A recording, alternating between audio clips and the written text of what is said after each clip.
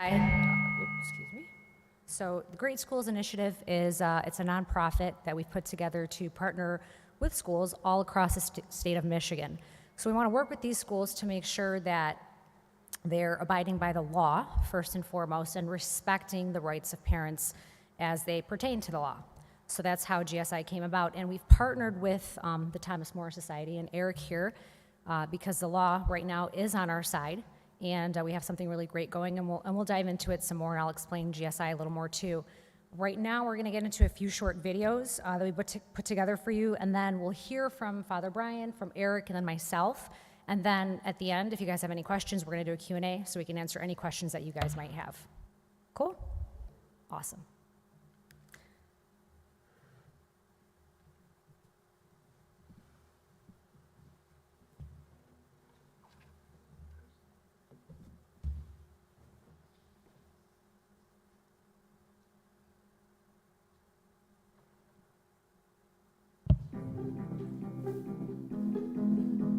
Sex ed in public schools is no longer simply about the birds and the bees, and it's not just for teenagers.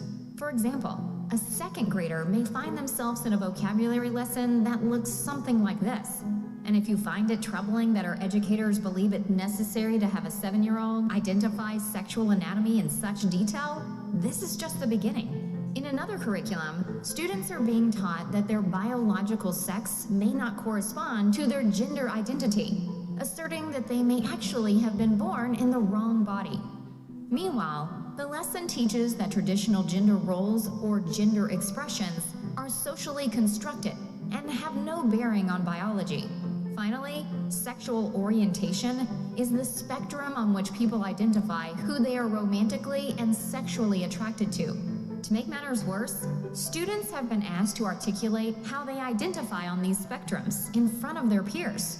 Theories that were once limited to gender studies programs in universities are now being presented as fact in our public schools and are changing the lives of our children.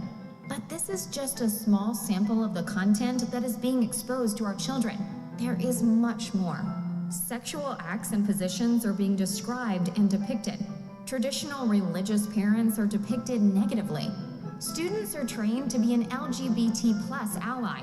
And Planned Parenthood, which also has a curriculum in public schools, is presenting abortion as a normal part of life. So what is to be done? Go to Capitol.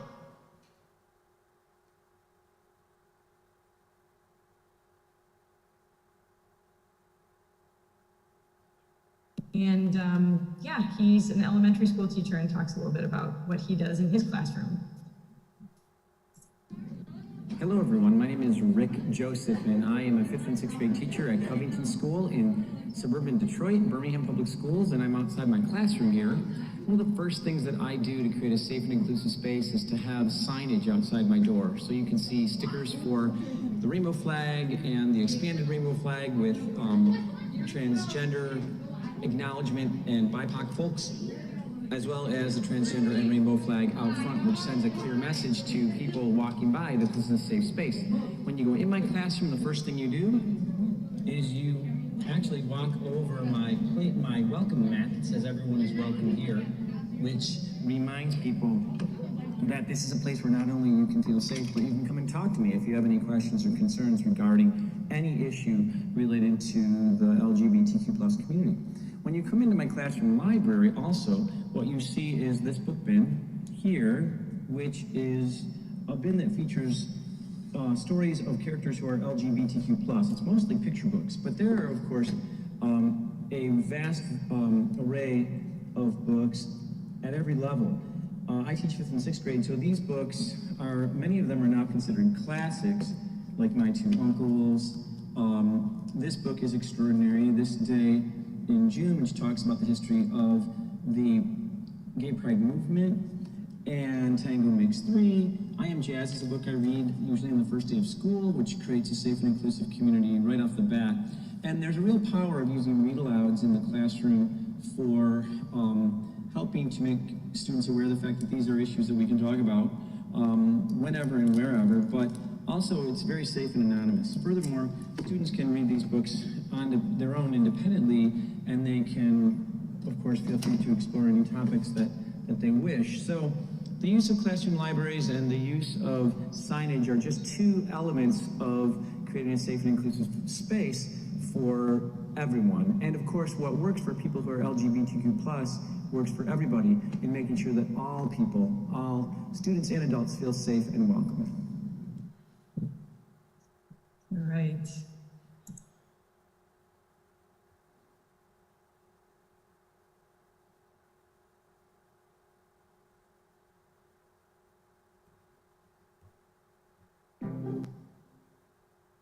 And yeah, he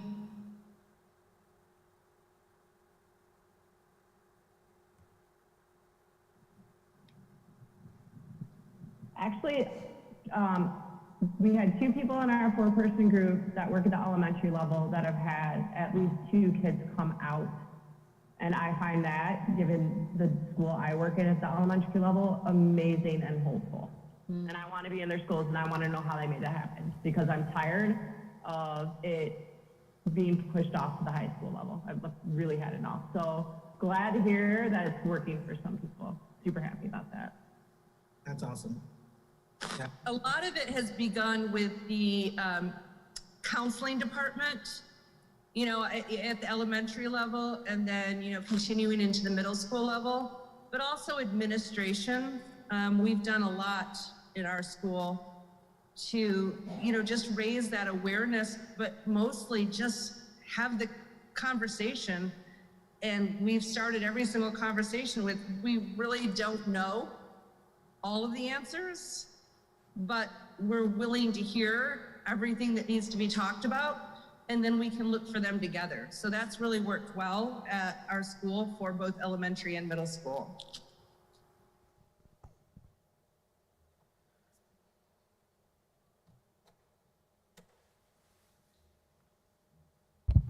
So watching these videos, I realized I left out something very important. So we want to foster healthy relationships with schools, specifically about curriculum, but more specifically about their sex education curriculum. So you guys, the first video that you saw, it was just a short intro of what's going on in the schools. The second video that you saw was the teacher of the year, and he's actually from Birmingham schools. And this is what he's doing in his classrooms. You saw Black Lives Matter, you saw a lot of pride stuff. He's saying, yes, I invite the students to come speak with me. And it's a conversation we can have together between each other if you're scared to tell your parents. And then what you saw in the third were teachers, the first one saying, yeah, I had 2 kids, she teaches elementary, by the way, elementary age kids. She said, yeah, I had 2 kids come out this week and it was amazing. I don't know what was amazing about it, but it was amazing to her. So it's important to understand that there are teachers out here like this, especially rogue teachers that are doing these things. And there are certain schools and even entire districts that are supporting this. So that's why we're here tonight. We're going to talk about it. And we're going to let you know what your options are so that you can avoid this for your children. So we're going to start with Father Brian tonight.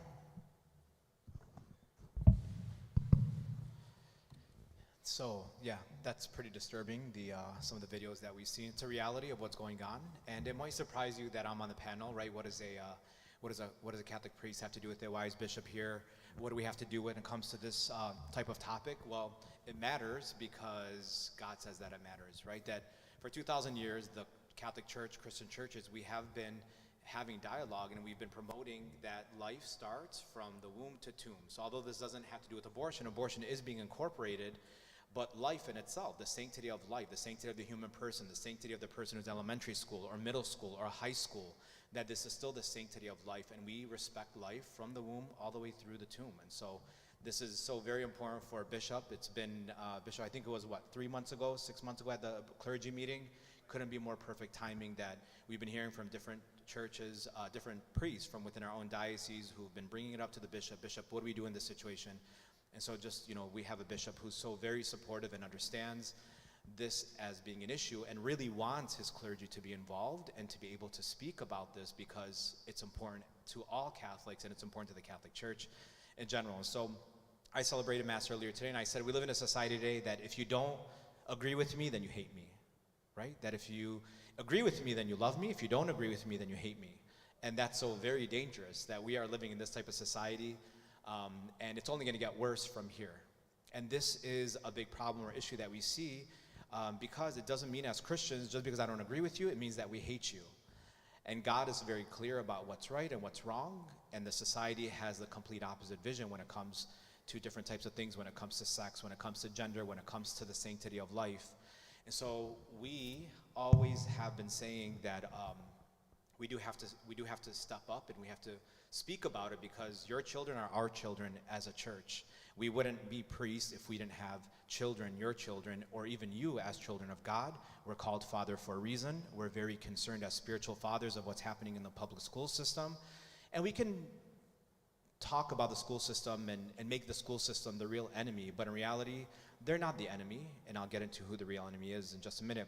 This past Sunday, our readings in the Catholic Church, Jesus says this: "At that time, the disciples approached Jesus and said, 'Who is the greatest in the kingdom of heaven?' He called a child over, placed it in their midst, and said, 'Amen, I say to you, unless you turn and become like children, you will not enter the kingdom of heaven.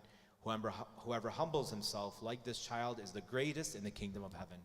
So clearly, if Jesus thinks children are, and we're all children of God, but especially the most youngest and vulnerable, elementary school, kindergarten, and so on and so forth, they're the greatest in God's eyes, so they must be great in our eyes, and we must defend them. We must step up. We must say this is wrong. We can say what's right, and that's why involvement from the church is necessary. Oftentimes they say state and church should be totally separate.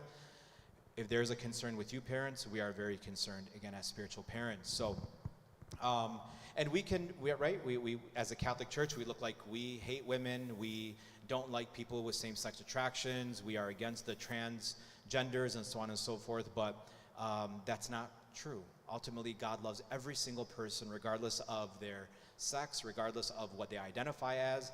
That is a person made in the image and likeness of God, and the Catholic Church loves every single one of its members.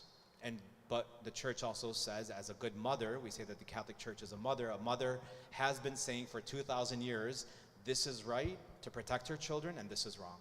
Even if 99.9% of the United States of America says something is right, if God says it's wrong, it's wrong. And so we always agree, we're in agreement with that. Jesus even hung out with sinners. Jesus went to the downtrodden. He went to the people who felt a lot of shame. And so the people that we can demonize and make it seem as if they are the enemy, they're the worst of worst people, we have to do a better job as Christians to say we love all God's people, that we are for people. We want people to live a life of joy and fulfillment, and this is how we live it, by following God, following his commandments, and following the church which he has left us. How quickly and rapidly it's moving, the hypersexualization in our public schools.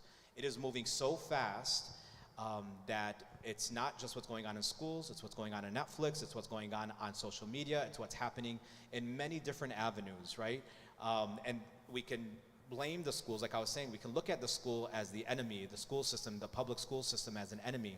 But in reality, it's not just the school system. It's many different things. We give our kids a phone, we give our kids a Netflix account, we give our kids these type of things. So yes, we could talk all day about what's going on in schools, and that's what we're focusing on today. But it's so much more, it's so much bigger than what we think it is, that everyone has an agenda. It's not just in the school, but there's an agenda on Netflix, there's an agenda on the radio, through celebrities, through different types of things, of how this agenda to ruin our children is really working. Like I said, the real enemy, it comes down to, brothers and sisters, there's a real enemy, it's the devil, right? And people want to say, oh, Father, does the devil really exist? Yes, because as Christians, we go to the Bible, and Jesus talks about the devil multiple times throughout the Bible. So the enemy, again, is not the public school system. It's not the teachers.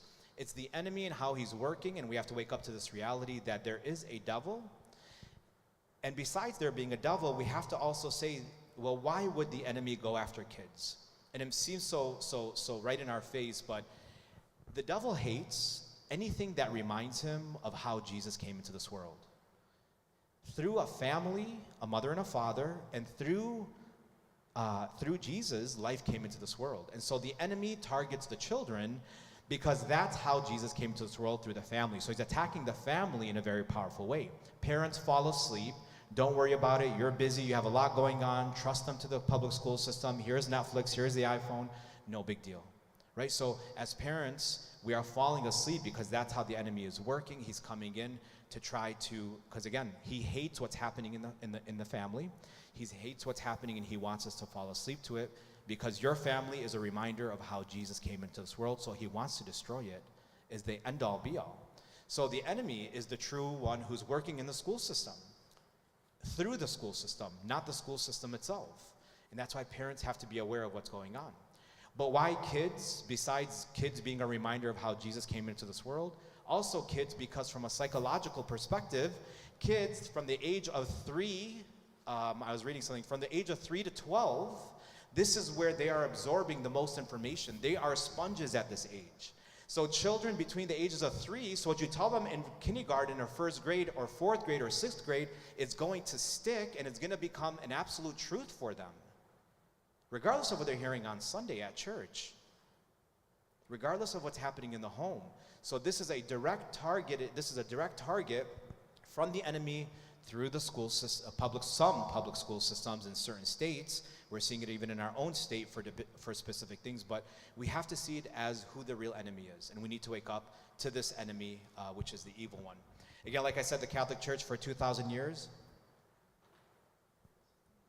the Catholic Church has been teaching the protection of our children, and public schools, again, cannot pick and choose which commandments are good for them.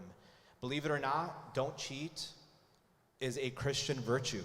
Don't lie, don't be a bully, don't kill yourself, say no to drugs. These are Christian values. So the public school system wants to say, we like all these values. This is a part of our values, and we're not gonna call them Christian values or commandments, but these work for us. And we think that you should love everybody and you should accept everybody and so on and so forth, but then now they're twisting the language when it comes to sex, when it comes to gender, when it comes to life and what life is all about. Especially we're seeing this in the arena of sexuality. And so, again, there can't be this pick and choose. We want to use this Christian value when it comes to a commandment: don't cheat, don't bully, don't do this, don't do that. But when it comes to, you can choose, that you have one gender, the gender that you're born in, this is confusion, and we can work around that. And that does contradict what the Catholic Church has, or the Christian Church has been teaching. Again, like I was saying, we can't send our children to public schools, have an iPhone, and let them on YouTube and Netflix accounts and expect them to learn Christian values through that type of avenue, right? We have to know exactly what's going on with our children, what they're learning in school. And I was talking to one of my friends. So we think this happens in other states. It's not happening here. Until I saw this Teacher of the Year in Birmingham, I was talking to one of my friends who, her daughter in 7th grade, they had a talk on HIV. She thought no big deal. It had a little vague thing on their description of what this talk is going to be in their health class when it comes to HIV. Well, guess what? In that video, when it came to HIV, so she signed off on it. It was very vague. She later learned that HIV promoted, using a condom. It promoted that oral sex is okay. It promoted and showed homosexual behavior to a 7th grader. And it also was mentioned nothing about chastity or waiting. It promoted that HIV, if you wear a condom, you're pretty much protected. It didn't say anything about other STDs, which happen through oral sex and other types of various sexual activity. So she signed off on it. Her daughter comes home and she goes, "What's going on? What are you laughing at?" She said, basically, if I wear a condom, I'm going to be okay, is what I learned today. So this mother went and took it all the way to the top. She took it all the way to the top. She said that this was wrong, it's illegal from what we're learning, that certain things can and cannot be done. She went back and watched the video that her daughter watched in school, requested it, watched it, took notes on it, and went to the Michigan Board of Education. This is being involved. This is knowing. This is not being so quick. It was 5 paragraphs. There was one little line in there on paragraph 3. We're signing it away. And we may or may not know, like we saw in the video, what's happening. It's going through the counseling department. So when somebody goes into the counselors, is what we're hearing, not every school, what we're hearing, and I just heard this yesterday from another friend of mine. She works at a school in Macomb County, and she's been told by the counselors as a teacher that when somebody comes to you and says something about what they want to be called, you call them by the name they're asking you to call them, but don't tell their parents. Don't tell their parents. Counselors are teaching teachers what they should and should not be doing. And so this is very alarming, right? It's alarming because the Catechism of the Catholic Church says parents have the first responsibility for the education of their children. Not everybody can afford Catholic schools. Not everybody can afford private schools. That's why we are a voice. We are a voice to say this is unacceptable. We are a voice to be able to say that this is not what I want for my children. It's a voice to have courage and to speak against it. Parents, the Catechism of the Catholic Church 22:24 says, parents should teach children to avoid the compromising and degrading influences which threaten human society. So choosing my gender is a threat, right? Choosing my sexual orientation as kindergarten or first grade or second grade, when I'm a sponge and I'm just absorbing this, that's not even fair from a psychological perspective. But we know there's an agenda. We know that there's a direction specifically that the enemy wants. And in reality, we have to be able to know exactly what's going on. We have to be courageous. We're called to speak up in a way that we haven't spoken up before. Because as Chaldeans, from my understanding, we are 1%, doesn't seem like a lot. We are 1% of a voice in the public school system. But that's a lot when you look at the numbers. It's a lot to take 1% and then becomes 2%, and then becomes 3%. And it doesn't have to be just Chaldeans or Christians or Catholics. People don't want, in reality, what's being pushed down their throats and forced upon them. So we have to, number one, vote. We have to be very aware of who we're voting for, who we want working at the school systems, who is it that we, that what are they teaching? And also we have to educate ourselves. We have to be in transparency. What did you learn in school today? What am I signing off on? What books are you reading? What are they teaching you?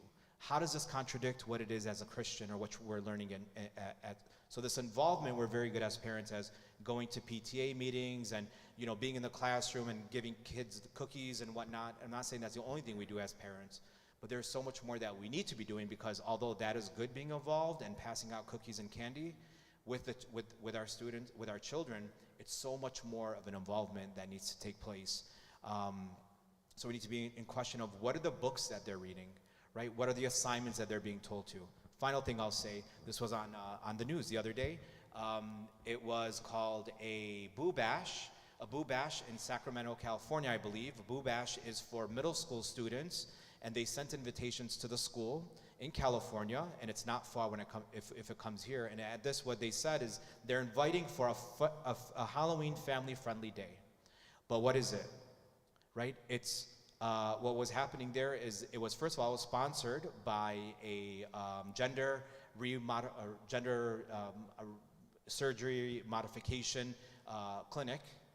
And then when you get there, it was at a gay bar for 21 and over, Monday through Friday. But on this day, come with your parents, come little middle school children, at the bar. And there was drag queens dancing on tables and men's private parts showing. But this is not wrong,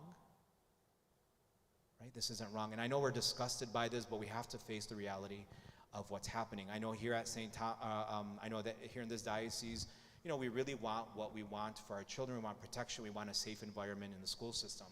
Also through ECRC, we're starting a Holy Family parenting group dealing with real life topics, right, of what's happening in the school system. So this isn't just this agenda from gay or lesbian or trans. It's coming in different directions of let's sneak it into the HIV talk in health science class, or let's have these books and just put them there, or let the library do this, or let's give them this assignment. Bishop, I think you told me an example of somebody you knew that on their it was a different comparative religion class in college that you can learn about different religions, and you can visit this mosque, you can visit this church, you can visit this Catholicism, and one thing on there was you can visit a gay bar. That was your younger sister. So one of the things on there. So if they're not learning it on a local level, I'm just not sure what that has to do with comparative religion. Right? It's just any way that we can bring it in to infiltrate it within our children. We shouldn't have fear. We have Jesus. He has died and resurrected, but through the power of the Holy Spirit, we don't have fear. We shouldn't be discouraged. We just need to step up. Amen? Amen.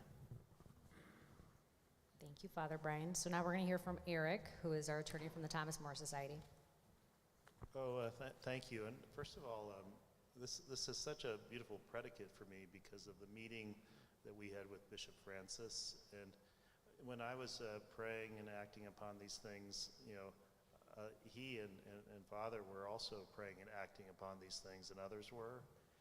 And so it's sort of amazing when you're working in your own vineyard and you see someone else working in their vineyard, and then you pop up and say, wow, you're working in a vineyard like my vineyard. And then it's so encouraging, and then you go back to work in your vineyard. And so this is about doing. It's not about talking anymore. And it's going to be challenging for some people to see the wisdom in what we're proposing to do, because we're always being constructive. And constructive is being a good thing. It's like you want to teach the kids about good things, about being constructive, how to follow the church's teachings, be a good Christian, and so forth. But in philosophy, there are constructive arguments that you make against your opponents, but you also have to take apart your opponent's case. And this is what Father was talking about. I'm not a theologian, but this philosophical point's important because when you take on the other side's case, the case that LGBTQ aggressive tactics like we saw in the videotapes are going to be part of your public school, then you have to not just say constructive things, you've got to say, that's wrong. And that takes courage, particularly in this setting because the parents are identifying the wrong, and we'll talk a little bit about that. But so thankfully in Michigan in the 1970s, this was resolved as a matter of law because a parent can opt out of things in the school as a matter of legal right. And the school can't investigate the parent's reasons for the objection. In fact, the state legislature was so concerned about that they require the school districts to have a sex education advisory board made of parents and others that are supposed to put the human sexuality and the sex education in a time slot during the week. Okay, so then the parents get advance notice when this material is going to be taught, and then the parent has the right in writing to opt out. So understand the wisdom of that law, and that a lot of the arguments that you might have had to make to get that law passed, we don't have to make because the law is already passed. So a parent should be able to get notice of the material and then object.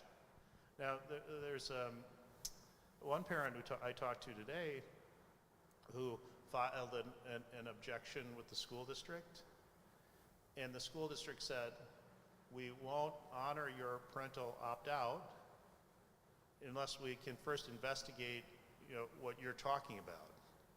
And you see how that's a violation. It's like you're investigating the parent for their rationale. You're sort of investigating the objector. You're investigating the investigator. And so these are the work of the devil, the speech of the devil, and so forth. So it had, like Father was talking about, so you have to point it out. But in the beginning, we need to be organized, and we're organized around a principle. I'm sorry to say it. I'm like, this isn't where we want to be, but we have to be negative. So when you're going to be negative, you're going to have to compartmentalize that, and otherwise, be a good person. But with respect to the school district, you're criticizing the school district, but for good reason. So that's intentional, but it shouldn't affect who you are. You don't just become a hater. No, you're just like, you don't like this part. And the public schools still have a function, they still have a role, but we don't like this part. And that part has to be gotten rid of. And so one of the problems that we're in now is that you can kind of see how this happened. So there are like these progressive billionaires and their nonprofits, and through contracts, training, and relationships, they circumvented your state legislature, they went to the school district staffs and officials, and they got what they wanted. So, so it's a battle. It's a battle, but the point is, that's okay. It's okay to know the truth, and then we address it, right? We address it one child at a time, one opt-out at a time. So you might say, well, what does this guy know? Well, this is kind of embarrassing to say, I'm a lawyer, but I like this phrase from G.K. Chesterton. G.K. Chesterton said that lawyers go to law school not to broaden their minds, but to narrow them. Now, before you judge me as being narrow-minded, I remind you that like carpenters and plumbers and electricians all narrow their minds to a point of precision. And so as crazy as it is, about 30 years ago, I decided to dedicate my legal career to suing the government, representing ordinary people and ordinary businesses. And I haven't run into anyone yet who has done it quite the same way. And that led to like 1,000 lawsuits over those years, 300 appeals, and dozens after dozens after dozens of victories. And so if cases are presented in a good way, let's be explicit, in a good Christian way to a court, I'm not saying I present the case as a Christian, but I act as a Christian as I present the case, the judges will listen. Now, sometimes the corruption of the language that Father talked about occurs even in the courtroom, but you know, sometimes. But if you present the case well enough, you should win. And well, if you don't win, well, you learned that things are worse than you thought, right? And so at least you've learned something. So let's be very specific about this project. And up until 2 years ago, I didn't even understand that a project was more than just a single lawsuit. Like, lawyers are dumb. They think a lawsuit's a project. A project in this setting is taking on the government in a subject area to improve it. So we're going to take on the school districts in Michigan because they're dishonoring. We have 5 school districts now that have dishonored parental opt-outs, and we believe that they're systematically ignoring the law so they can aggressively introduce this curriculum. So under the Great Schools Initiative and different associations in the different school districts, Association of Parents, sort of groups of citizens for parental rights, we'll be having parents filing opt-out with respect to this LGBTQ and perhaps other curriculum. And then we'll see what the school district does. But the beautiful thing is that if the school district doesn't honor the opt-out, in that very law, it says the parent can sue the school district for not honoring the opt-out. So, you know, I looked at a lot of states, this was the best place to do this. And so you have a right to sue them. Now, how do you sue them? It's an administrative complaint. Everyone says, well, administrative complaint, that's not a real lawsuit. But it's cheap. It doesn't cost a lot of legal resources. The word we have to use now is asymmetrical lawfare. So that means they've got billions, we don't. So we have to be clever about how we advance our agenda. So the administrative complaints are cheap. They go to the school district. If you lose there, they go to the intermediate county school district. Then they go to the Department of Education. Then you can go to court. So we'll file these administrative complaints, presenting to everyone that will read them that this is the content we saw in the videotapes. It's happening in every school district, every aspect, the gender pronoun surveys, the books in the classroom, the LGBTQ recruitment we saw, the Gay Straight Alliance, the gender sexuality awareness. It goes on and on and on. It's overwhelming how much of this bad culture is being introduced to our children. And so then when we start filing those, it's really important to remember this, that we're all very important because of the messaging. So the administrative complaints provide a platform for us to discuss the issues. So we'll have public relations people issuing press releases, GSI will be issuing press releases, hopefully the church here will be issuing press releases. And the point is just to message that these are an act of love. The second great commandment, love your neighbor. There could be nothing more loving than asserting this idea in the schools, which is a legal requirement, that parents should be able to opt out of objectionable material. So how are the schools doing it? They're not running the sex education advisory boards according to the law. They're not putting this material in the time slot so parents can opt out. So that's why Nathan and Kinsey and the rest have come up with this idea, and Monica, with this idea that of rogue sex education. In other words, they're introducing the sex education, human sexuality stuff outside the time slots. It's all over in the curriculum, meaning your opt-outs are worthless because you don't know about the material coming beforehand and you don't get to opt out. So think about how organized that is, how simple it is. You know, we have state leadership, the people could fit around a kitchen table. We have the GSI kind of running it, and then the local parent associations supporting each other, filing the administrative complaints. The administrative complaints go through the system. We're all messaging consistently about why we're doing this. It's negative, but it's an act of love for your neighbor because of the clear case we've identified. And so we just keep going, and I think pretty much, you know, we're gonna win because it's really sensible for parents to be able to opt out of objectionable curriculum. I'm pretty sure people on the left agree too. You know, the people I talk to, yeah, sure. I mean, I should be able to opt out, you should be able to opt out. It's public school. But there's one huge entity that does it, and that's the public schools. They don't believe it. So it's like if you went and talked to the Egyptian pharaoh, everything's fine. What are you talking about? Everything's fine. It's only if you go talk to the slaves, you find out things aren't fine. But we are the people of God. So we're going to be taken care of. And one of the ways we're being taken care of right now is we have this 1970s statute that the group here discovered, and we can assert those parental rights and really change history in Michigan, change the way our children are treated. And I really think if we do it in a good way, we'll set a prototype for the rest of the country. But it has to be done in a good way. And that might mean that we got to slow down and got to spend time talking and meeting nice people and creating relationships, friendships. And from those friendships, good things happen. So I wanted to thank everyone for having me, and thank you, everyone. Thanks, Eric. We appreciate you. Okay, so it's no secret that the last few years, they've been rough, right? We went through the pandemic, and that's kind of where everything started. We had the masks, the vaccines, and it was that frustration of having your kids forced into something that you weren't okay with. And so when the masks became an issue in schools and sports, we had a huge uproar of upset parents, right? And we wondered, how did we get here? So it started with us being asleep at the wheel, and then what followed was us just being uninformed about our rights and what our options were. And so they caught us like a deer in headlights.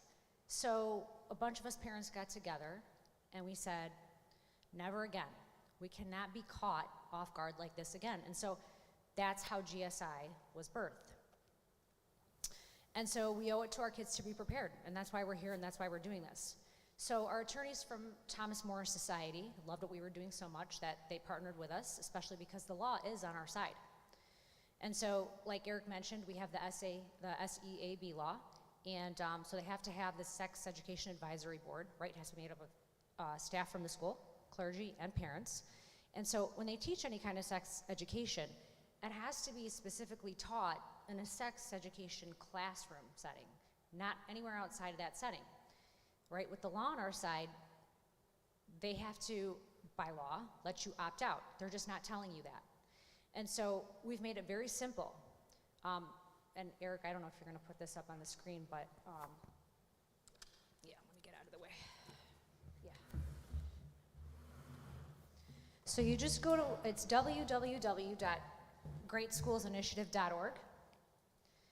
And so at the top of the website, you guys are going to find, it's a tab. It just says opt out. It's super easy. And then you click the tab and you click opt-out form. You fill in the information, it sends you a link to download your opt-out form.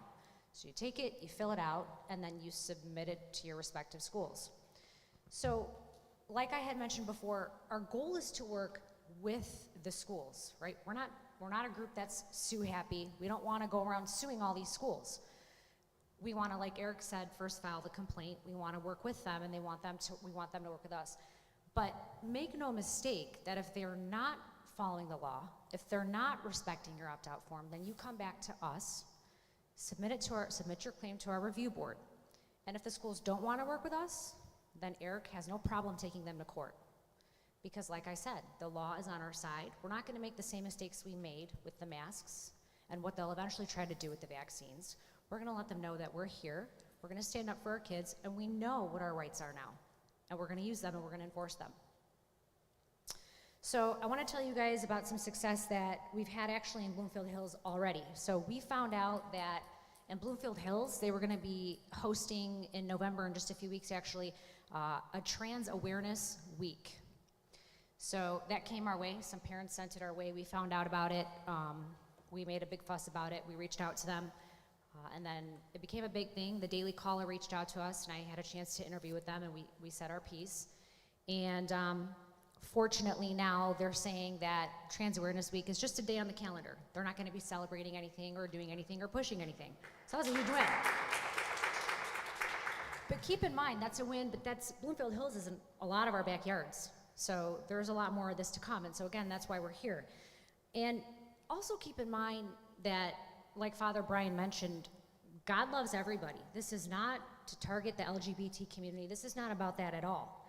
So the issue is discussing sexual topics outside of the designated classroom.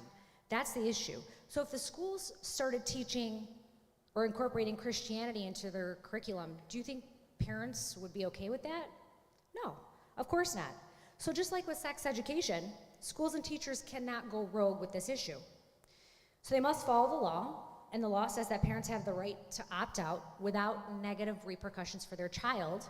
And I just found out from Nate today that if we do need to file suit, we can do so anonymously. So for those of you parents who don't want to use their name, again, the law is on your side. We don't have to use your name. We can file the lawsuit as a community, and we can take it that way too. Because I know a lot of the issue, we've had a lot of parents come to us already, and they're really upset, but they say to us, but I don't want my name. I don't want my kid's name. Well, that's no longer an issue. So I just want to put that out there so everybody knows that. And it's important to note that no parenting style is created equal. We all have different religious views. We all have different ideological views. We all have different personal views. And so that's why it's important for the schools to respect that and understand that if we're not okay with them teaching our kids this rogue sex education, we have the right to use the opt-out form. So that's really it on my end. I don't want to take up too much time because I know you guys are probably going to have some questions. Father Brian, Eric, is there anything else that you wanted to add to this? Nate, can you stand up really quick for me? Okay.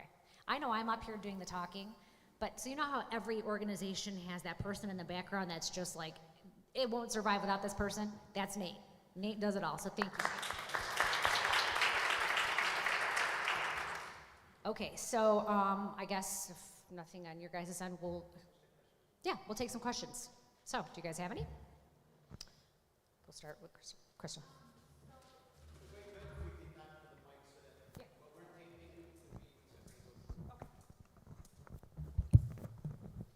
So legally, we have the option to opt the children out of these classes, but what is being done about the day-to-day LGBTQ, talking to the counselors, the children going to the counselors without telling the parents what's going on? What's being done about the day-to-day in the public schools? Yeah, I'm now interviewing parents, and it's been an eye-opener for me, because you see the things on the videotapes on the Michigan Department of Education website, and you then see these things implemented in the classrooms. So let's just say, like, the video of the teacher that you're teaching, like, hey, you got to have these in the classroom, these books. And then you have parents coming and saying, hey, the books are in my child's classroom. So this is happening all over the state, and the Michigan Department of Education is training the teachers to have those books in the classroom. As you saw, they're read alouds, and sometimes they're allowed to be checked out. And so that's an example of what you're talking about, and the opt-out form, in our view, covers that. One of the interesting exercises, and again, I don't want to get into the dark rhetorical arts too much here, but when they're playing games with language, you got to really understand the games they're playing, and you got to fight back. And so part of this is, when we did the exercise, we saw the 1970s law said that you can opt out of, quote, human sexuality instruction, is that we actually went to like all sorts of sources that usually Christians wouldn't go to find out how human sexuality is defined. because that law says that you can opt out of basically any sort of leftist programming. You can opt out of anything, right? But if it involves human sexuality, you should be able to opt out. Now, there are sort of companion legal strategies that we could talk about. I think anytime there are displays in a classroom or in the school building, they should be viewpoint neutral. Flip this around on them and put the Stations of the Cross in the classroom and they'd flip out, right? Well, why can they have the LGBTQ stuff every day, all school year? And so I think that but in order to keep this simple, we'll focus on the parental opt-outs, and you can kind of trust me based on my zeal for suing the government that we'll pursue related opportunities. That's how I got to 1,000 lawsuits. And so we focus on the simple, and then we will dig up other information. For example, I have a case against the university right now, arguing on this viewpoint neutrality argument that anytime the university has these kind of displays, that it has to be viewpoint neutral. And so that case might be able to help us. And so there's like these related things, but the reason why we're developing these legal ideas is we got a problem. And that is, in a very undemocratic way, these progressive groups have taken over our public schools and are influencing the education process to obtain progressive education outcomes. And they're treating your kids like objects, not subjects, another philosophical thing. Our kids are not like pawns on their chessboard. They're our kids. But you can't treat our kids like that. And so I think that's part of it. One of the things that really struck me, someone shared with me that, and this is really aggressive in my view, that Michigan public school teacher was teaching that the students in the classroom were the family, and if you have problems at home, come report to the family.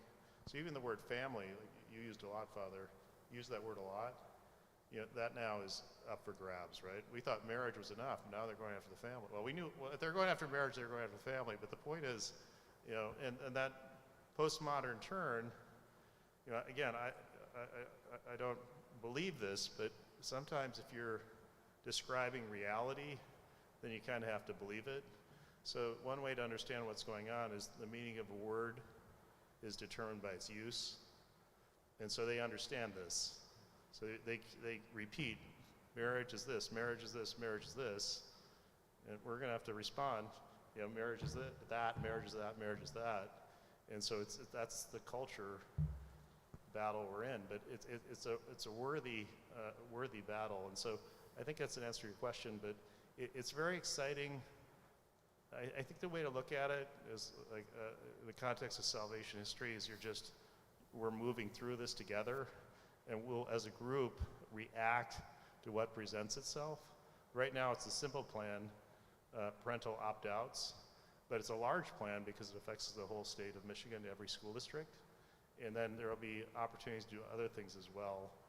And we won't stop until we have this kind of proper treatment of children in the public schools. Does that answer your question? So basically what he said, the opt-out form will work for what you're talking about. So as a parent, I would say, talk to your kid and tell them, hey, let me know what they talk about X, Y, good. And if you've turned in that opt-out form and your kid comes back and says, Mom, we talked about this today, then that's your red flag. And you go to them and you say, hey, I turned in this form. Were you going to say something? Yes. Yeah. So I don't have to wait until I know they're going to be teaching a health class or sex ed. You don't have I to can wait. do this now. You can. This is right now. This is a right now tool. Okay. And we intentionally designed the opt-out form with 2 sections. The first section is for the traditional sex ed course, and the second section is for the rogue stuff, all the other stuff you're talking about. And so you'll see it's kind of long because there's a lot of examples because of the word games people play. So we want to make sure that all those word games were covered in that. So you'll see that's in there. That's the first one. And then when that happens, we'll talk about investigation. We'll have follow-ups on this, but you've got to then keep records, investigate, because if they're prolific violators of the law, we want to go after them. So when you're saying rogue sex ed, that's not just they're popping up, oh, we're going to have a class in a week. So that's just every day. That is the day-to-day. There That's what should you be a mean by dedicated rogue sex ed. education class. So when we say rogue, that means they're talking about it outside of that Outside. class Okay. throughout the day. Yeah, right? I thought you meant they were presenting it before or after the deadline where you can opt out. Do you know what I mean? There's no deadline. Not deadline, Yeah. but you're saying there needs to be a certain amount of Oh, time okay. between when you sign it and the class or something like. Is that what you? That's what I understood. No, there's no certain amount of time. You Okay. just take it. Yeah. Yeah. So it really is, the rogue piece is, it's everything from pronoun surveys to, just conversations they're having here, a video they're showing over here, a book they're slipping, it's all that kind of rogue stuff that's being pushed in. Right. So on the GSI website, they have the downloadable form, the parental opt-out form. So if you have kids in public schools, you print it out, you sign it, you send it in, and then you should be protected. And then when it's reported back to you that you haven't been protected, then you have a violation, and then we prepare the complaint. But remember, the complaint in the first instance goes to the school district, so it's like a letter, you didn't honor my opt-out.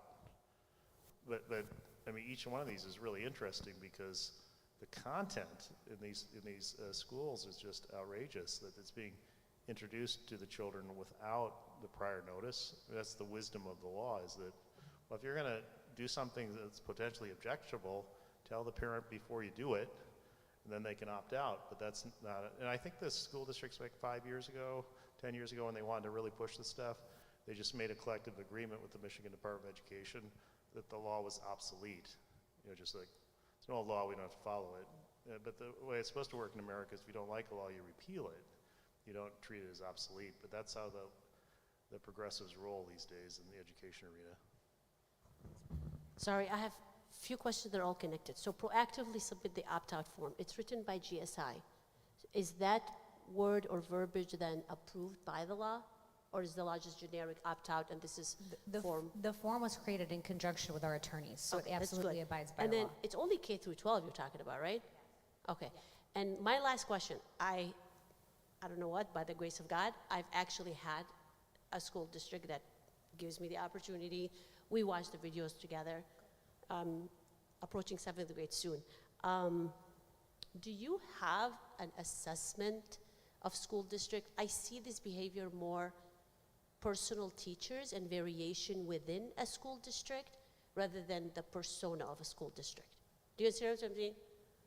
Like I could go, excuse me for using this example, I can pull up Catholic school that are not really Catholic, and I can pull up Catholic school that are really teaching according to their magisterium. Do you have a similar assessment of public school district? Well, we'll get Like there. which one is more? As we do the investigation of the individual Michigan school districts, we'll share with all of you the results. The deepest dive that I've done is in a school district in Minnesota, a rural school district, and there the school board was red, but the staff was blue. And they ended up putting up a display, all of the school really, of gay pride flags year round, and the parents objected to it. But the school board was against the flag display, so they had a school board meeting where they made a decision to take it down. But then the emails between the superintendent and principal, they said, don't take it down until Monday. And meanwhile, the lawyer wrote a letter, if you take it down, you violate the law. And the school board kind of freaked out, requiring us to file the lawsuit and continue. So frequently, it's the staffs that are sort of, in a way, planning and implementing these approaches. And so that's where the assessment is. You want to assess, whereas, and one of the things that we've talked about with the GSI is, when you win some of these school board elections, you get a majority on the board. Like Winston Churchill said, that's not the beginning of the end, but it's at least the end of the beginning, because now the school board has to fight the staff to get rid of some of these objectionable programs. I have two questions. The first one, the law is only in Michigan or it's different states? We're talking specifically about Michigan. Okay. Number two, is there an official way to send the letter? Because they can say we did not receive it, end up in one of the drawers of somebody there, and you're waiting, and they will tell you we never received something. Can I tell you what I would do? I would take it and walk it into the office myself and hand it to them in person and confirm that they've received it. And we also suggest that you get a sign off. So there's a place on there that whoever receives it, even the secretary, just sign that you received it, just like a FedEx app package. If they refuse, okay, fine, you mark down when you put it in and who received it too. Can we send it in a certified mail with a return? I'm sure that works too. Require a signature. Right, so that's for the parental opt-out form. The administrative complaint comes from the law firm, so you don't have to worry about that. Yeah, he's saying you turn in the opt-out form. If we get to next steps where we have to file an administrative complaint, that's going to come from the attorney. So you don't have to worry about that part. Good evening, and sorry if we missed the first 10 minutes if this was explained. So our kids are in kindergarten. Can we start now? 'Cause Absolutely. I have a kindergartner, I have a 3rd grader and a 5th grader. The other part of my question is, does that opt-out form also reflect to the homework? Because I think everybody's here has read the James and the Giant Peach. My son had an assignment that was on a computer screen that he had to pick and involved a rainbow and a giant, which had nothing to do with James and the Giant Peach that we've read when we were young. And now they're kind of putting those little details into their homework.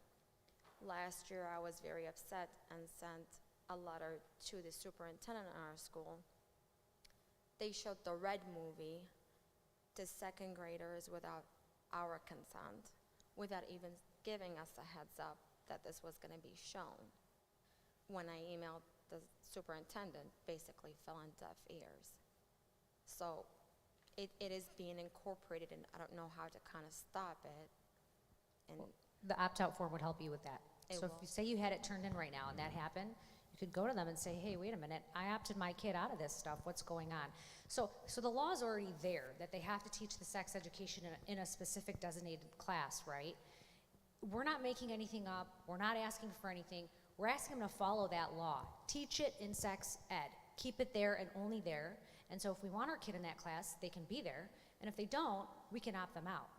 We're just pushing them to follow the law, that's all we're doing. Hi, I'm actually, my stomach is like turning right now. I'm so sorry.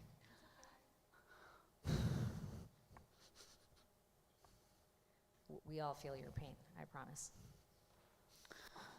So my son goes to the school that the teacher was voted #1 teacher of the year.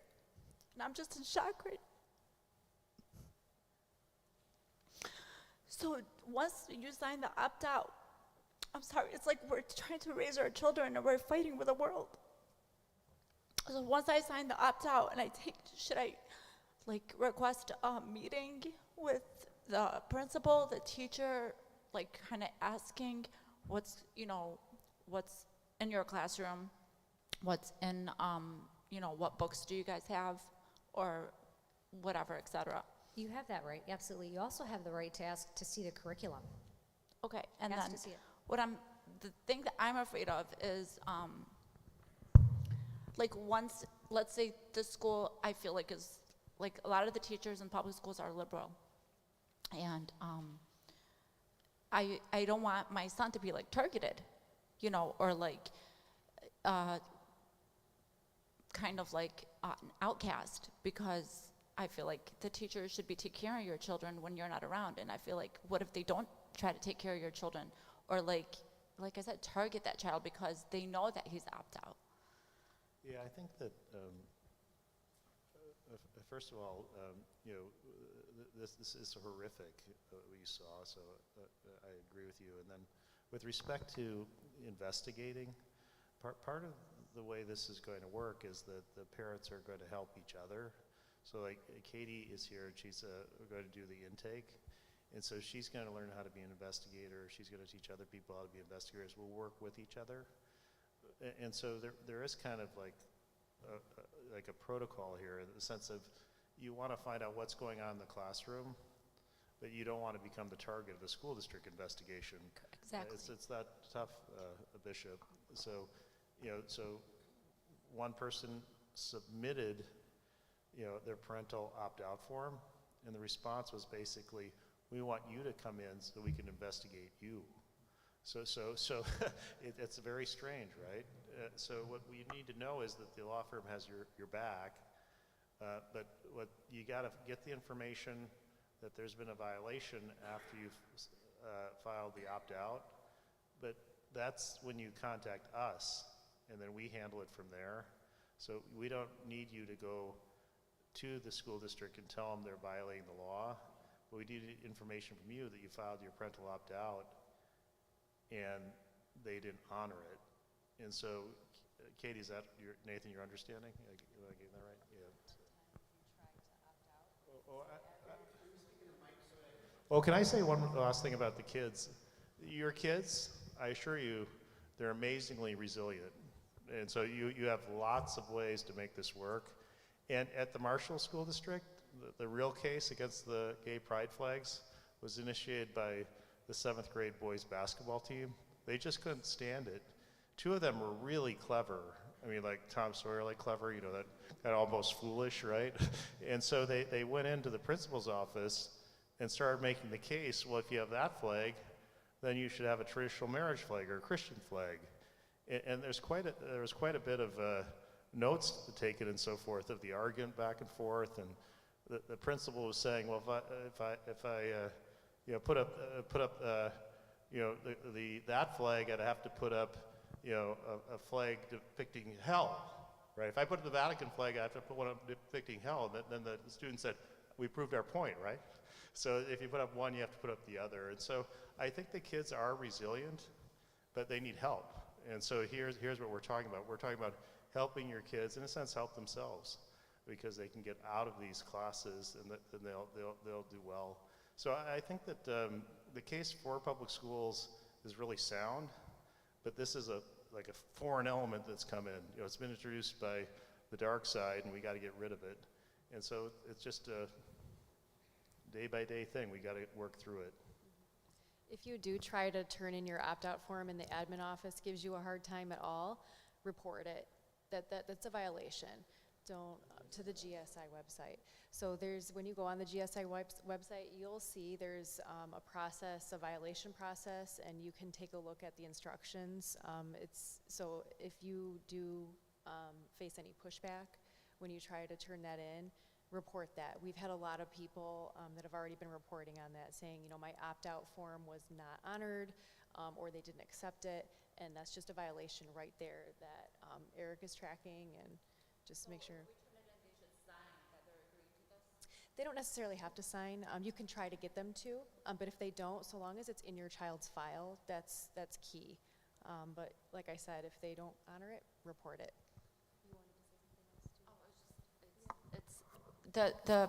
I feel like the public schools are not, like you're saying, informing the parents on what's going on. I literally ask 100 questions when I pick up my kids from school. So my 4th grader goes to Covington, and 2 days ago he got in the car, and he talks all the time, and he says, Mom, I had to go to the bathroom today, and all the boys' bathrooms were locked. I said, that doesn't make any sense. Why? He's like, I don't know, sometimes the kids just mess around and prank or whatever. I said, so what did you do? He said, I went in the all-gender bathroom. I died. So I go, wait, you have an all-gender bathroom in your school? And then he's like, yeah. I go, why don't you tell me? He's like, well, I never go in there. I said, well, who was in the bathroom with you? And he said, it's only a one-person bathroom, so there's one toilet, just one toilet in there. Yeah, one stall. So this just happened 2 days ago, so I'm so happy you guys are actually doing this, because people need to know. They do need to know, and I'm glad you mentioned that. It just reminded me. I bumped into a teacher a couple weeks ago that I met. She was actually an African-American teacher, teaches in Detroit, and I bumped into her at a nail salon, and she was venting to her manicurist, not knowing who I was sitting next to her. And she was telling her, oh gosh, we're going to be starting this new rule. It's district-wide. They're going to start using transgender bathrooms. And my ears just flew open. And I started listening, so while she was talking, I kind of jumped in the conversation. I started asking her, I said, if you don't mind, I'm just wondering where you teach, and we started talking. And so this is being implemented. started being implemented in Detroit, and you mentioned in Birmingham, and they're not going to come out with it and say, hey guys, hey parents, just FYI, we're implementing transgender bathrooms, because they know they're going to get backlash, so they're not going to tell you. You have to ask for meetings, turn in the opt-out form. After I talked to this teacher, she expressed her frustration. She said, I don't want to parent anybody's kids. I just want to teach and go home. So you guys would be surprised how many teachers agree with your point of view. We're just trying to embolden you guys and give you the tools that you need so that the majority of us, because we are the majority, can make these things happen. So thanks for mentioning that. I'm just wondering, listening to all of this, isn't there some sort of a definition or law or statute in Michigan that defines what can be taught in a public school? Shouldn't it just be like reading just academics? No, it's a little tricky thing. The law is there, but it doesn't have any legal hooks like the parental opt-out. So I was talking about asymmetrical lawfare. How do we fight back? And because we have so few resources, we got to pick a point where everyone agrees with us, and we can win. And it's a nice place to be. I mean, it is. Now, I think that not everyone agrees with us because the people who promote this kind of curriculum are going to disagree with us. But our position is reasonable because it's about parents being able to opt out of classes with objectionable material. One of the things that I need to say about this sort of logic, getting back to that, the meaning of a word is determined by its use. People will try to appear logical, appear to have reason when they're absolutely wrong. and sometimes we have to point that out. So unfortunately, one of these Michigan Department of Education videos that Nathan found said that when your child is going through some transgendering process, let's say changing pronouns, that they've decided as a state system that in the best interest of the child not to report it to the parents because of potential abuse at home. Now that sounds kind of like logical, but it's the evil one's logic, not good logic, because the two legitimate options are for the school district to tell the parent what's going on, or tell the parent what's going on and call Child Protection Services. I mean, they have two good legal options. If they're concerned about abuse, then call CPS. And that's just very simple. But you have to kind of be prepared for that type of argument. You can't, it just kind of comes across, well, that sounds strange, but I don't know why it's wrong from my point of view, and you have to think it through. But that's how calculating they are, that they won't even tell parents about these major life changes for children, even at a very young age. And one of the things I think you need to watch out for with regard to the bathroom component is this is coming from the state down. And so part of the state training, we posted this on our website, is if a trans student wants to use whatever bathroom, or locker room, right? So whatever, they have to allow that trans student in there. And if your child is uncomfortable, doesn't feel safe having that trans student, the boy in the girl's locker room or whatever, your child has to leave. So that's the state teaching on this. So be aware of that, because then all of a sudden your kid's going to be the one feeling out, right? Because kids don't want to feel like the odd one out. They don't want to be, and so this is unfortunately the conversations we need to have. I'm going to say something real quick about that before you do. Just, Counselor, what would happen if Proposal 3 is passed in Michigan when it comes to parental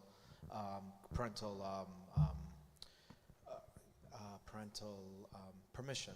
So you just mentioned that, in the different situations that you just explained, but what happens if Proposal 3, how is that going to even more increase the possibility of parents not, if this gets passed into law, Proposal 3, and it has a lot to do with parents' permission when it comes to sterilization, when it comes to, gender confusion, when it comes to many different abortion, how is that going to look? Do you know what that would look like? This would be horrific when you make immoral things the law. You tend to make them the convention, and so it's all of a sudden you're like abortion will be taught as a normal thing. Now, it may already be, but even more so if the amendment passes, and then, they won't even think about, like, that's sex ed, it's not subject to opt out, because, well, that's the law. Everyone has the right to do that. It's just like, voting or whatever. And so it's so objectionable. That's why it's important to think of things, there's legal, there's political and cultural, but cultural is the most important. And so then cultural, who gets to create the culture here? Is it going to be us, the people, or the government? In the public schools right now where the contest is, the government wants to impose its culture on your children, but no, we're supposed to impose the culture on the schools. And so the parental opt-out really puts that to the test, and right now they're just rejecting them, right? So, oh, by the way, it's a violation if they just reject them. If they accept them, then you do the further investigation, then you have a violation when they introduce the material. We forgot to mention there are two different types of violations there. Okay, so I know you've been talking about public schools, but for those of us that have kids in Catholic schools, and we see terms or statements popping up in assignments, do these laws also apply to us? Because we're not immune to it just because we send our kids to a Catholic school. No, but in some ways, the same principles of self-advocacy are presented. And so, somewhere that Catholic school has a pastor, that pastor has a bishop. So you have to kind of follow through the same procedures. I would recommend that if the material is objectionable, then ask to opt out. If the opt-out isn't done, document the violation and then go up the chain. And eventually you'll get a sympathetic voice. Catholic schools have been affected by these same things.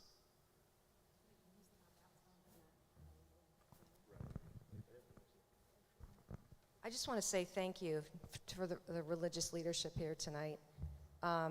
It's really important. It's almost too late, not that you haven't already been doing it, but all of a sudden now, because of Prop 3, I'm hearing more from the religious leaders. And culture is important, and as you pointed out, the school system is just a reflection of how quickly the culture has changed. I've already raised mine. I lucked out, hopefully, but I feel for all of you right now. I don't know what I would do if I were in your shoes, but I do know that this group is a miracle. It's a gift from God. This forum is absolutely a tool. What Monica and Nathan and Eric are doing as local leaders, we are so blessed to have them. I would encourage you to get in a group. It's hard to do it by ourselves. I remember when my kid was in athletics and porn was all over at 13. Our kids are influenced by so much negative crap, and we are losing control. But in a group, you can start to talk about it. You can. It's hard to do it. We're ashamed. It's like, oh shoot, how did I miss that?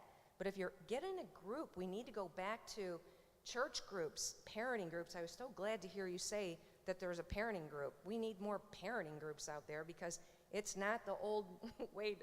We need to go back to farming or something where life was a lot easier because it's messed up right now. But my original thing was thank you for the local group and Eric and the local religious leadership team. I just want to comment about the all-gender bathroom, and the attack is not only here. Recently the code for building been changed. So you're not allowed to use master bathroom. You have to say main bathroom, main bedroom. Same thing with unisex bathroom. It's no longer unisex, it's all gender. So there is a lot of changes and attacks from different places. So if you submit drawings to the city for permit and they found master bathroom, they will cross it and send it back until you repair it or fix it. Just for information. Thank you for sharing that. That's very interesting. But it doesn't surprise us. Sorry, I just wanted to add to what she said. We greatly appreciate you guys doing this. And just to add a little bit, that this society has gone crazy. I'm sorry to say this because my oldest is now in 5th grade. Last year, he mentioned to us that there was a trans boy in the school who went around getting clothes and other items, accessories from the lost and found, walking around with girls' items and stuff. This year, he told them that he was a fallen angel, that he was going to be stuck on earth for the rest of his life. So there is a lot of confusion. These kids can't even write a paragraph, for crying out loud. To tell them you can change your gender is beyond us. I mean, they can't even write a paragraph correctly. And it's like to say, okay, well, you have the freedom to change whatever you want to change. They're confused. They don't understand what's going on. And, I mean, God bless our kids. Like, we're really blessed that they're very attached to the church. And we try our best to do this. And it's like a continuous battle constantly, because it's like, well, but this was my assignment, or I had to do this and I had to do that. And we try to understand, like, try to explain that, no, this is not for you. This is supposed to be, this is girls, this is boys, and it's a constant battle. I appreciate you guys doing this, and I hope that you continue to do this and understand that we might be a few here, but we're really, I'm going to put this everywhere on social media, but yeah, we're behind it, and we're going to do our best, and we've been trying to do our best. We've just been criticized so much that, oh, you're very close-minded, that you're old school, things like that. I've been in America since I was 9 years old, 28 years. I haven't changed my mentality from back home. I refuse to, and I teach my kids the same way we grew up. So it's like, you know what, call me whatever you want to call me, but God knows who I am. So that's what matters to us at home, and that's what we try to teach our kids. And yes, what Father Brian said, fear is not going to let us, is not going to defeat us. But we hope that you guys continue to do this more and more, and hopefully that you'll go into the other churches, maybe on the east side or Shelby and stuff like that. There are more people that don't understand it, specifically the Chaldeans that don't speak English or understand it. I hope you guys actually put this out there. There are parents that don't want this, and if you can maybe get it translated in Arabic or things like that. I know a lot, because we're in Shelby. There's a lot of parents that want to opt out. They don't understand about this, and they don't know about this, so I hope you guys share that as well from that side. Yep, definitely. This is just a starting point for us, and we started with the Chaldean community because we come from a conservative background, right? And we want to maintain that. And I will say this, and I'm not afraid to say this, this is not a gender identity issue.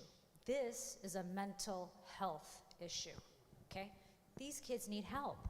They're not getting the help that they need. I'm getting a little off topic here, but it starts from the top down, right?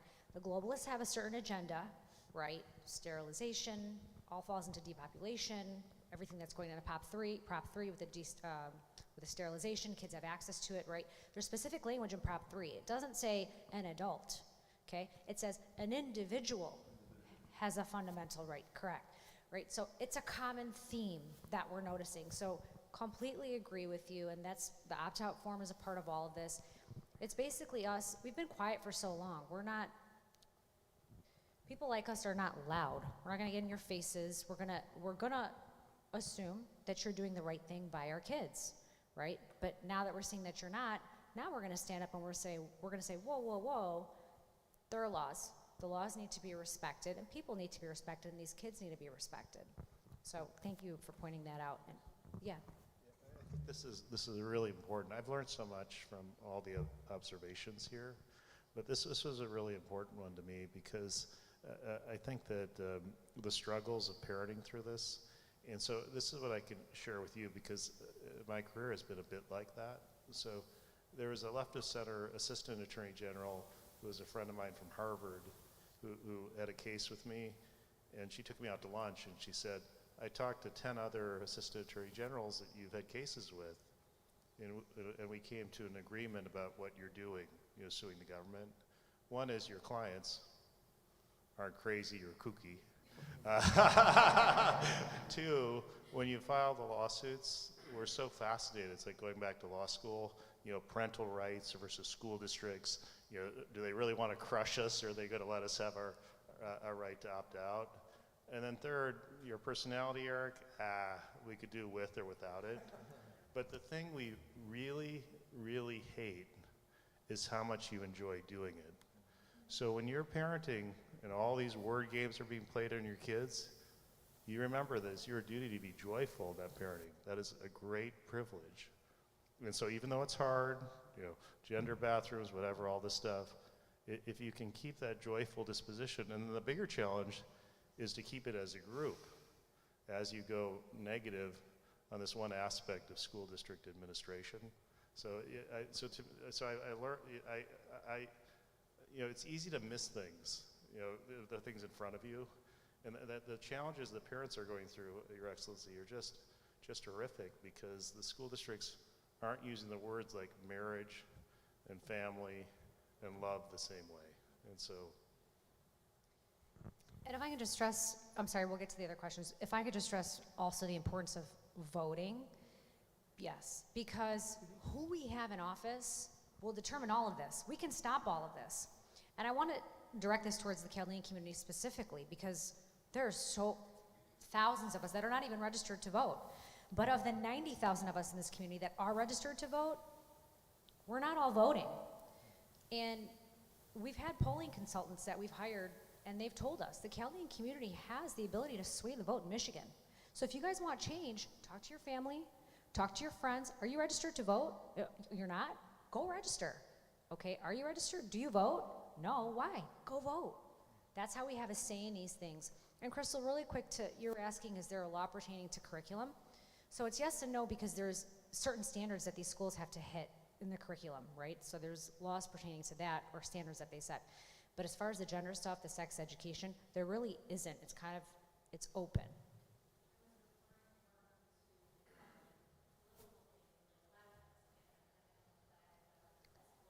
But there's nothing that says that they can't do it. And so something important to note that most parents don't know is that these school boards get together every, I don't know, how many years is it, Nate? Is it every 2 or 3 years? And they'll redo the curriculum and change it.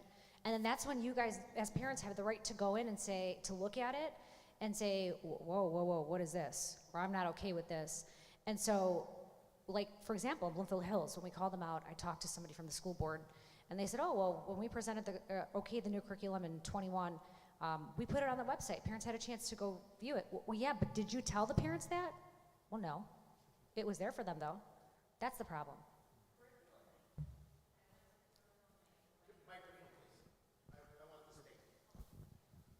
Sorry, we're going to come back to it, I promise. I sort of wanted to touch base on the parent from the mother. Oh, is she on? Oh, the mother from the Bloomfield Hills School. She said something about her child having a target on his or her back. Birmingham. Sorry? Birmingham. Birmingham, I apologize. In Birmingham schools. So I sort of had a similar experience. It was a curriculum night, and it felt like no parents wanted to really ask questions or dive into it. And I kept raising my hand and asking questions about specifics. And I felt that they were sort of annoyed.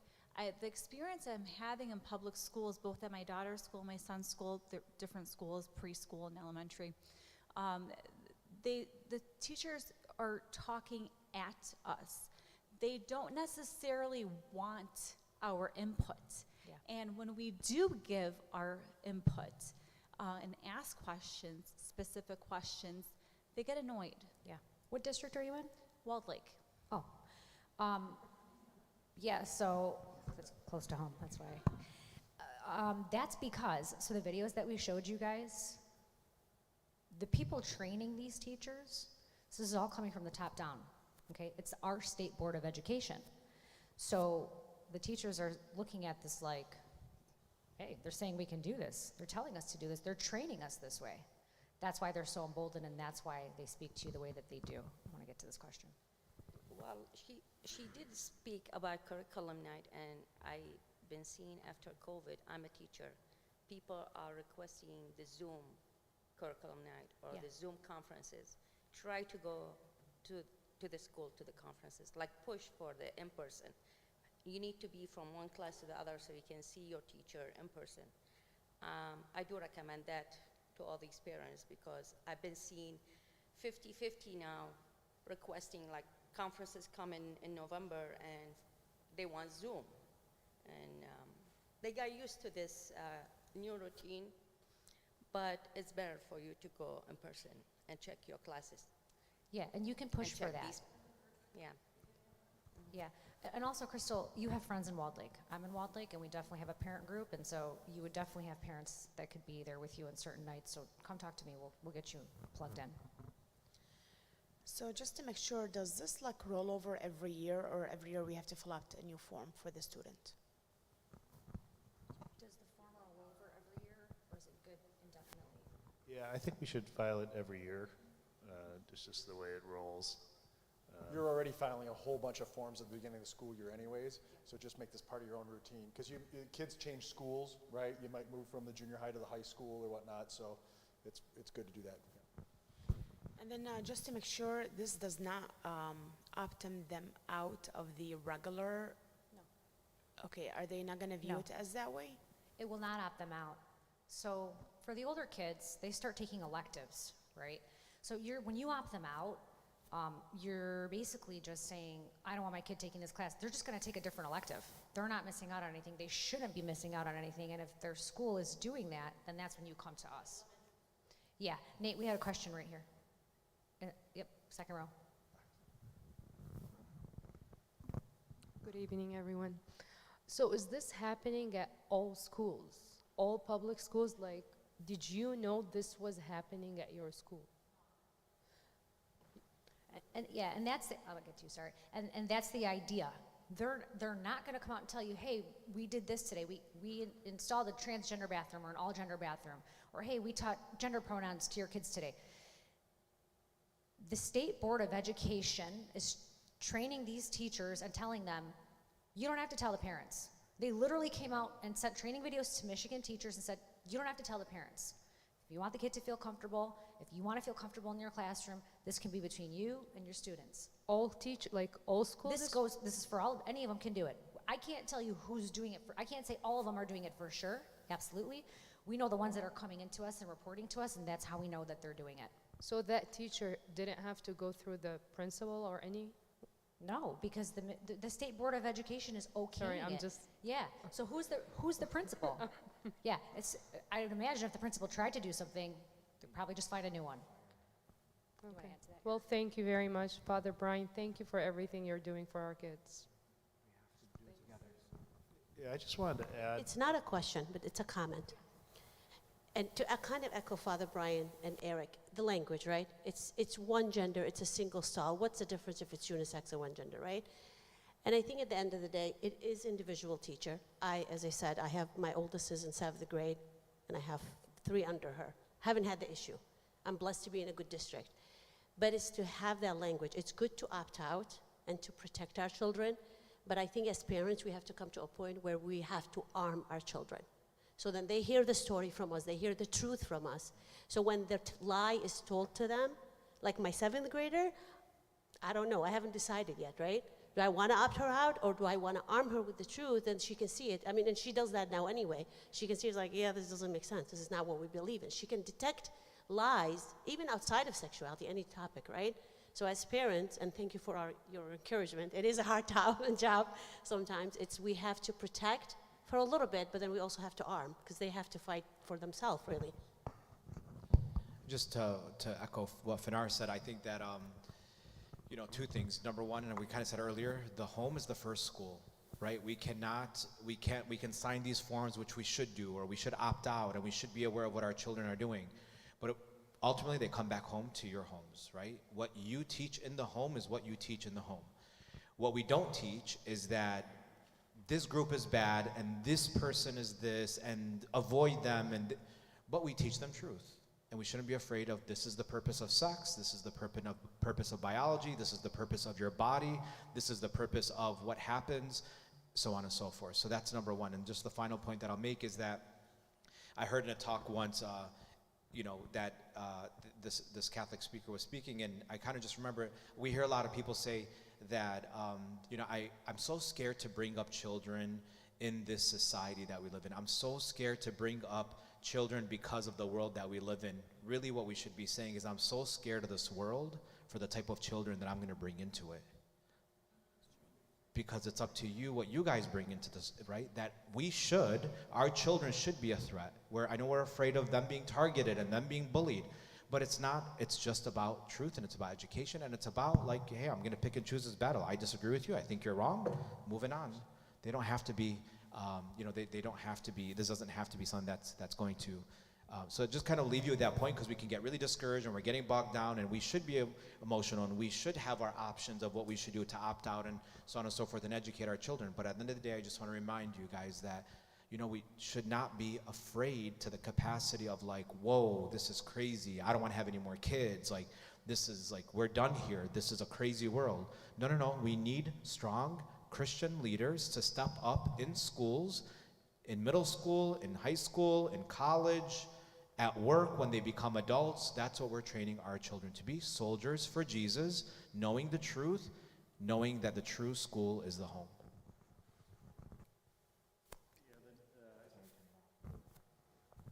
I think you just have to really focus on being hopeful. So like the new female Prime Minister of Italy, in her speech, she ended it with, G.K. Chesterton told us that someday ordinary people would have to point out 2 + 2 = 4, and in the summer the leaves turn green.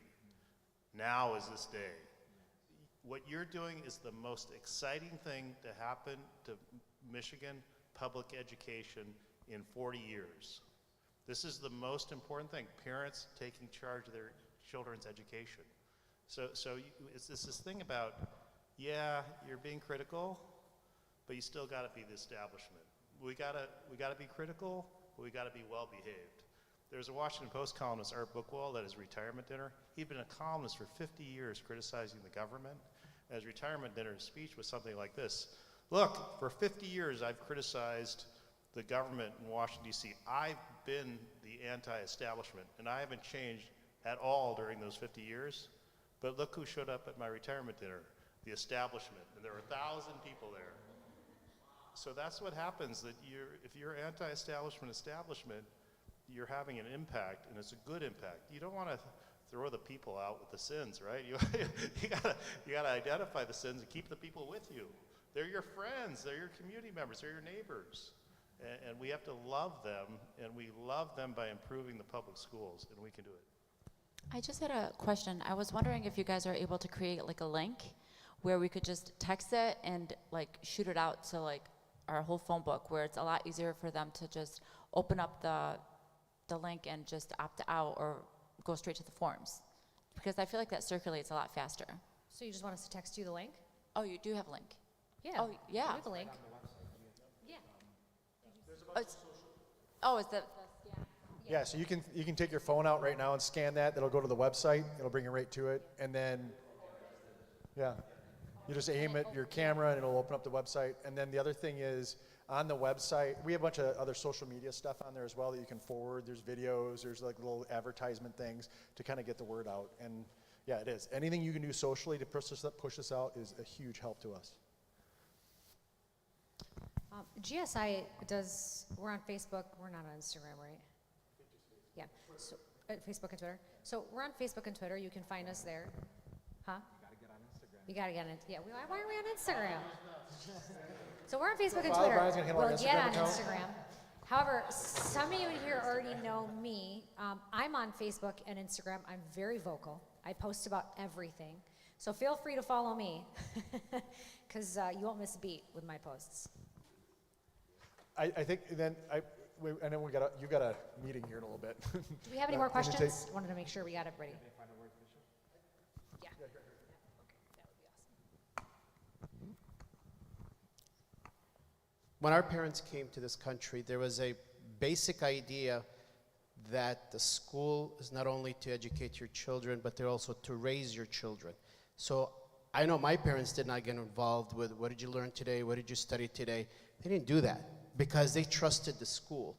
You can't have that same mentality today. You must, and one of the greatest ways that you can fight all of this is having dinner with your children, speaking to your children. What did you learn today? Speaking to them, knowing, understanding.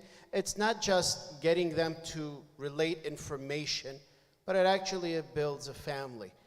I know of different schools. I know there was one teacher, I don't know what school district in the country, where the teacher quit because the 7th graders refused to use her pronouns. And she just quit because the 7th graders were really smart. They refused to use her pronoun, and they made themselves as if, oh, I don't know, what was the pronoun again, or whatever, and you know what, she couldn't take it anymore, and she left.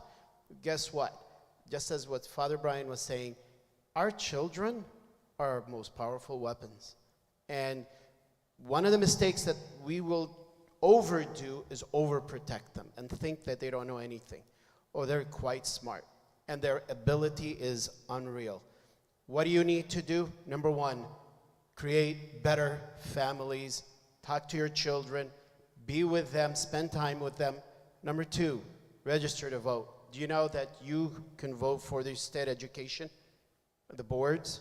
We got some guy over here, I don't know what his name is, who's running. Vincent Situ. I'm glad you mentioned it. So guess what? Know who you're voting for. Know who these people are representing. Know what they're all about. We're not just talking about president and vice president. We're not just talking about right now senators and representatives.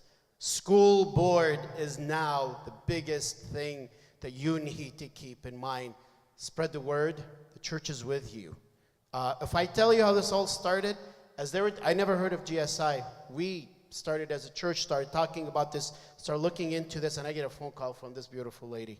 And she tells me, well, you know, there's this thing that's going on. I said, this is what we're trying to do as well, which only means that the Holy Spirit put in our hearts, in their hearts, in his heart, in all of our hearts. That means the Holy Spirit wants this done.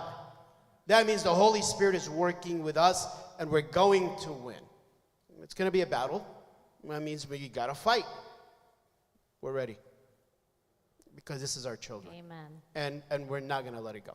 So God bless you all, and thank you all. Thank you, Bishop. Thanks, everybody, for being here tonight. Again, like I said, you can find GSI on Facebook and Twitter. You can find me on Facebook and Instagram. I'm happy to give my phone number to whoever. You want me to come talk to your teacher with you? I'll come. Your principals? I'll come.